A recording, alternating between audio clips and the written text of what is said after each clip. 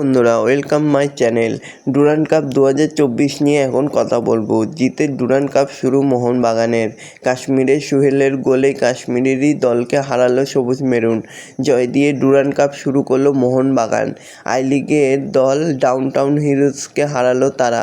বাগানের হয়ে একমাত্র গোল করলেন সোহেল ভাট। তো বন্ধুরা, এরকমই সব ফুটবলের খবর জানতে হলে আমার চ্যানেলটিকে অতি শীঘ্রই লাইক, কমেন্ট, সাবস্ক্রাইব করতে ভুলো না ও বন্ধুদের মধ্যে প্রচুর পরিমাণে শেয়ার করে দাও, যাতে আমার 4000 ঘন্টা ওয়াচ টাইম খুব শীঘ্রই পূর্ণ হয়ে যায়।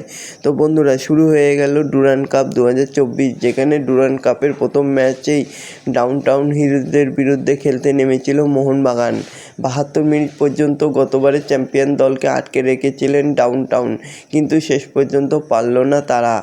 সোহেল ভাটের করা একমাত্র গোলেই জিতল মোহনবাগান।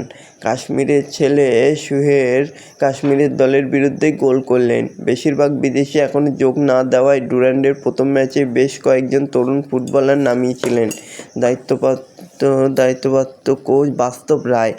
তবে যাই হোক, এই দলে বিদেশি টম এলড্রেডকেই রাখেন তিনি। কলকাতার লিগে খেলা রাজ, অভিষেক, সূর্যবংশী, টাইসন সিংহ ও সোহেলদের নিয়ে দল সাজিয়েছিলেন তিনি।